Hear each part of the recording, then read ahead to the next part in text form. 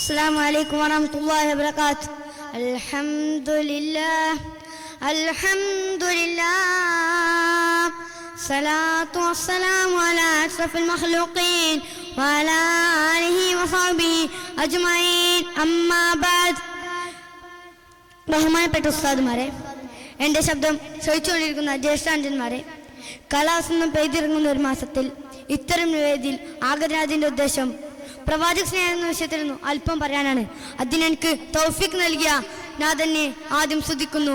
അൽഹംദുലില്ലാഹ് അൽഹംദുലില്ലാഹി അലാ കുല്ലി ഹാൽ വഫി കുല്ലി മഖാം. പ്രിയപ്പെട്ടവരെ, പ്രവാചക കീർത്തനത്തിന്റെ ആളൊഴിഞ്ഞ സദസ്സും ഓണപ്പരിപാടിക്ക് തിക്കും തിരക്കും കാട്ടുന്ന ഈ ആധുനിക കാലഘട്ടത്തിൽ ഹുബ്ബുർ റസൂൽ എന്ന വിഷയം എന്തുകൊണ്ടും പ്രസ്തുതമാണ് ഞാൻ കരുതുന്നു. കള്ളിനും പെണ്ണിനും യുദ്ധത്തിനും വേണ്ടി മാത്രം തമ്മിലടിച്ചിരുന്ന ഒരു പ്രാകൃത സമൂഹത്തെ ഒരു മാലയിലെ മുത്തുകളെ പോലെ കോർത്തെടുത്ത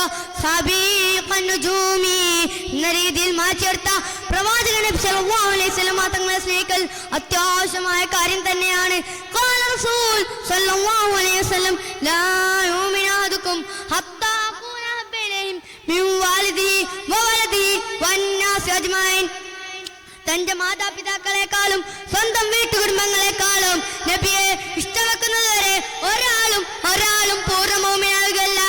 എത്ര മാതൃകയാണ് നമ്മുടെ മുഴുവത്. മഹാനായ ഉണ്ടല്ലോ, നബിയുടെ കാലത്ത് ജീവിച്ച മഹാപണ്ഡിതനായിരുന്നു. നബിയോട് ഒടുക്കത്തെ സ്നേഹമായിരുന്നു, ഒടുക്കത്തെ മോഹബത്തായിരുന്നു അദ്ദേഹത്തിന്. നബിയെ കാണാൻ വേണ്ടി ഒരുപാട് തവണ പോകാൻ ഒരുങ്ങുമ്പോൾ തന്റെ മാതാവ് രോഗിയാണെന്ന് കരുതി അവിടെ വിട്ടു പോകാൻ സാധിച്ചില്ല.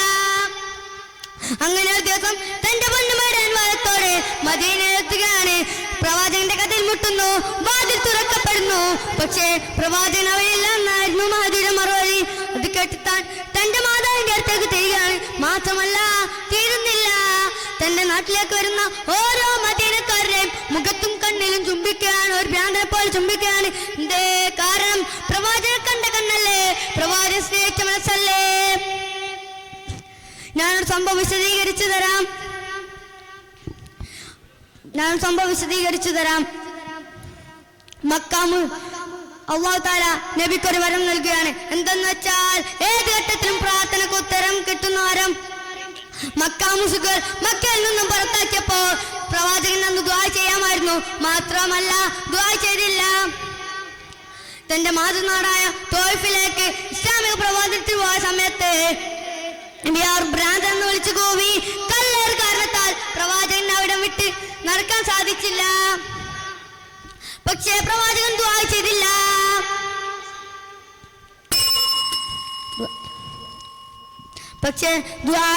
ചെയ്തില്ല. മഹാനായ ജിബ്രീൽ അലൈഹിസ്സലാം വന്ന് ചീത്ത വിളിക്കുന്നുണ്ട്. എന്താണ് നബിയെ, എന്താണ് നബിയെ, എന്തിനാണ് നബിയെ, എന്തിനാണ് നബിയെ? നബിയുടെ മറുപടി ഇതായിരുന്നു, ഞാൻ എന്റെ അരത്തെ ഖിയാമത്ത് നാളിലേക്ക് ബന്ധിക്കുകയാണ്. അല്ലാഹു തആല നബിയെ മതിയോരോളം സ്നേഹിക്കാൻ തൗഫീഖ് നൽകട്ടെ.